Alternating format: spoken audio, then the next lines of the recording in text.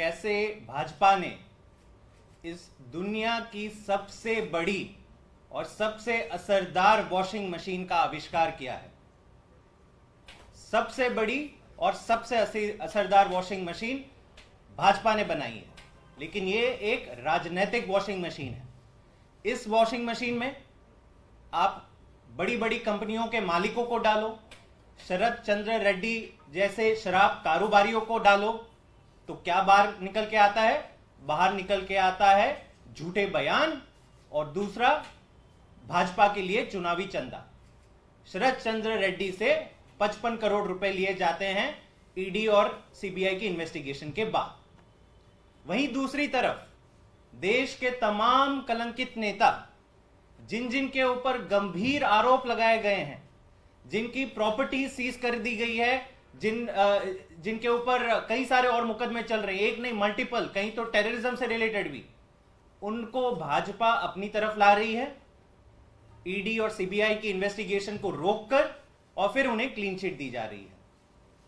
तो इसी श्रृंखला में कल यह सूचना मीडिया के माध्यम से देश को पता चली कि एनसीपी के जो सीनियर लीडर हैं प्रफुल्ल पटेल, राष्ट्रवादी कांग्रेस पार्टी के वरिष्ठ नेता और पहले जो यूनियन सिविल एविएशन मिनिस्टर रह चुके थे यूपीए के टाइम में, प्रफुल्ल पटेल जी को सीबीआई ने क्लीन चिट दे दी। बहुत बड़ी बात हो गई। एक ऐसा व्यक्ति जिसके ऊपर तमाम केसेस चल रहे थे, एक नहीं मल्टीपल केसेस चल रहे हैं सीबीआई और ईडी द्वारा, उसको एक केस में, अभी जो सूचना मिली है कि एक केस में प्रफुल्ल पटेल जी को मोदी जी की सीबीआई ने क्लीन चिट दे दी, मतलब केस खत्म। अब अगर आप ये जानेंगे कि ये केस क्या था और क्यों इस पे इनको आरोपी बनाया गया था, क्यों इतनी इन्वेस्टिगेशन चल रही थी पिछले सालों से, और अब जो क्लीन चिट मिल गया है, तो आप हंस पड़ेंगे कि कितना ओपन एंड शट, कितना ओपन केस है करप्शन का। यह बात तब की है जब प्रफुल्ल पटेल जी यूनियन सिविल एविएशन मिनिस्टर थे। 2006-2007 की बात है। एयर इंडिया और इंडियन एयरलाइंस का मर्जर हुआ था। तो तब हुआ ये था, मैं चंद आसानी से आप सबको समझा दूं, हुआ ये था कि जब मर्जर हुआ था तो एयर इंडिया और इंडियन एयरलाइंस के पास बहुत कम पैसेंजर थे। इनकी सारी फ्लाइटें खाली जा रही थी, कुछ कुछ लोगों भर के फ्लाइट में बिठा रहे थे। उस समय सिविल एविएशन मिनिस्ट्री यानी प्रफुल्ल पटेल जी के अंदर आने वाली मिनिस्ट्री ने यह फैसला लिया कि हम 15 एयरक्राफ्ट लीज पे लेंगे। जो प्राइवेट पार्टी हैं देश विदेशी की कंपनी से एयर इंडिया लीज पे एयरक्राफ्ट लेगी और उसको चलाएगी। होता क्या है, आप 15 एयरक्राफ्ट लेते हो लीज पर, ऐसी लीज का टर्म अग्रीमेंट बनाते हो जिसमें आप इसको टर्मिनेट ही नहीं कर सकते।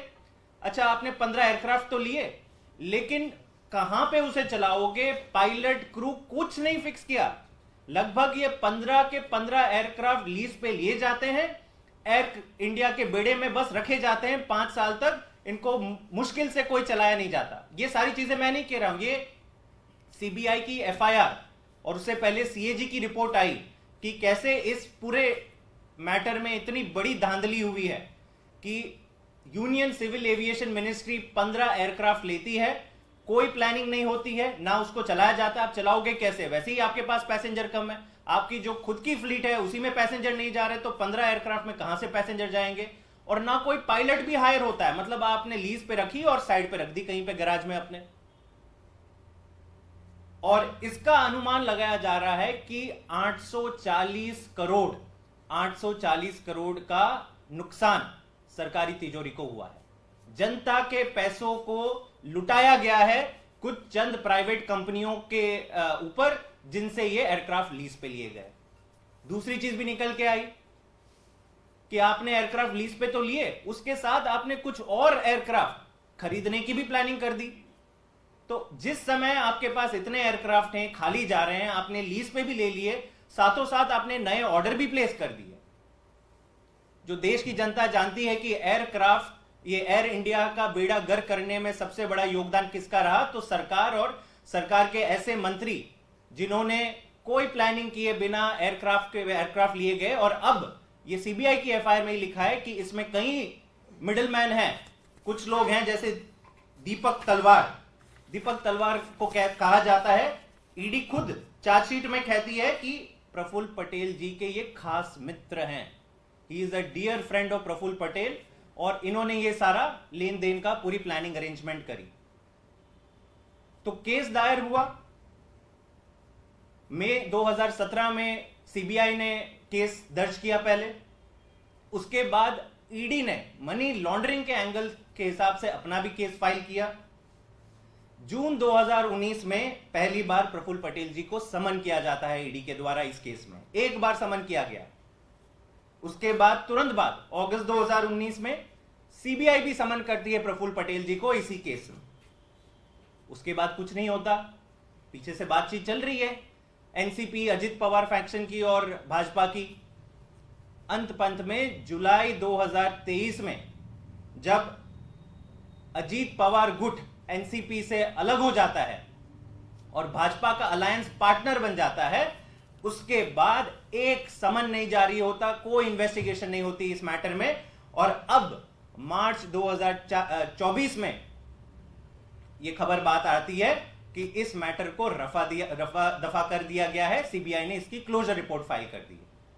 ये इकलौता मात्र नहीं है प्रफुल्ल पटेल जी का, और एक इनका मैटर है, और ये तो इससे भी ज्यादा गंभीर है। ये मैटर में ईडी इन्वेस्टिगेशन चल रही है इसमें कई सालों से, और कहा जा रहा है कि इनके अंडरवर्ल्ड, मुंबई के अंडरवर्ल्ड के कुछ लोगों से लेना देना है, और ये वो लोग हैं जिन्होंने 1993 मुंबई बॉम्ब ब्लास्ट में उनकी भूमिका रही थी। उन लोगों से प्रफुल्ल पटेल जी का कुछ लेन देन है। और इसमें भी अक्टूबर 2019 में ईडी ने प्रफुल्ल पटेल जी को समन किया था। उसके बाद तीन ईडी के समन्स प्रफुल्ल पटेल जी ने स्किप किए, उन्होंने जाना उचित नहीं समझा। और इसके बाद जो होता है कि ईडी ने इनकी प्रॉपर्टीज अटैच करना शुरू कर दिया इसी मैटर में, जो अंडरवर्ल्ड वाला मैटर है। जुलाई 2022 में इनकी प्रॉपर्टी अटैच की जाती है, कुछ प्रॉपर्टीज, और फिर फरवरी 2023 में कुछ और प्रॉपर्टीज अटैच की जाती है। मतलब आप मान के चलिए लोहा गर्म है, प्रॉपर्टीज अटैच करी जा रही है, समन्स पे समन्स भेजे जा रहे हैं, प्रफुल्ल पटेल जी आ नहीं रहे हैं, समन्स का रिस्पॉन्ड नहीं कर रहे हैं। होता क्या है उसके बाद? जुलाई 2023 में अजीत पवार गुट एनसीपी से अलग होके भाजपा का अलायंस पार्टनर बन जाता है, और उसके बाद आप सब जानते हैं ना एक समन्स आता है, ना कोई प्रॉपर्टी अटैच करती है, ना कोई चार्जशीट फाइल होती है, पूरा का पूरा केस ठंडे बस्ते में। तो दोस्तों, ये एक मात्र ऐसा एग्जाम्पल नहीं है। जैसे मैंने कहा था, अगर दुनिया का सबसे बड़ा वॉशिंग मशीन आविष्कार किया है तो उसको हर दिन तो उसको चालू रखना पड़ेगा, वरना तो जंग लग जाएगी उसे। तो हर दिन एक नेता को डाला जाता है और साफ सफेद होके आ जाते हैं, भाजपा के लिए वोट बटोरने के लिए रेडी हो जाते हैं।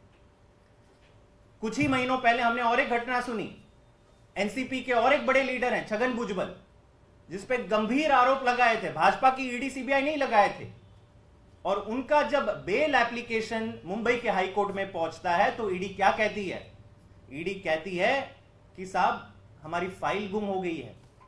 अब फाइल गुम हो गई है तो हम कैसे बेल का विरोध करें, इनको बेल दे दीजिए। ये मजाक हो रहा है, ये तमाशा हो रहा है ईडी और सीबीआई का देश के सामने। एक तरफ जहां पे आम आदमी पार्टी आती है, आप 2 साल से फर्जी मुकदमे चलाते हो, समन्स पे समन्स भेजते हो, एक चवन्नी की आपको रिकवरी नहीं मिलती है, एक ठोस सबूत आपको नहीं मिलता है, 4 बड़े नेताओं को जेल में डाल देते हो, और उसमें भी अरविंद केजरीवाल जी को अब तब जेल में डालते हो जब आपका ही वॉशिंग मशीन का प्रोडक्ट शरद रेड्डी, जिसे आपने 60 करोड़ रुपए 55 करोड़ रुपए अरेस्ट के बाद लिए, उसके बयान पे आप उनको अंदर डाल देते हो और कहते हो कि नहीं ईडी निष्पक्ष जांच कर रही है। और अब निकल के आता है कि ऐसे लोग जिन पर आपने इतनी सारी कार्यवाही कर दी, लेकिन वो जब आपके गुट में शामिल हो जाते हैं, आपके अलायंस पार्टनर बन जाते हैं, तो पूरा का पूरा केस रफा दफा हो जाता है। मेरे ख्याल से जिस हिसाब से भाजपा ने ईडी और सीबीआई का राजनीतिकरण कर दिया है, पूरा देश देख रहा है, पूरे देश शर्मसार है कि इतनी बड़ी इन्वेस्टिगेटिव एजेंसीज जिनका काम था कि देश के तमाम जो बड़े बड़े साजिशकर्ता हैं, टेररिस्ट हैं, नारकोटिक्स में जिनका रोल है, और बड़े बड़े जो करप्शन स्कैम्स किए हैं जहां पे इतने सारे तथ्य हैं, सीएजी की रिपोर्ट है, फिर भी आप उन पे एक्शन नहीं लेते हो। तो मेरे ख्याल से इन सब चीजों का जवाब देश की जनता आने वाले लोकसभा चुनाव में देगी। धन्यवाद।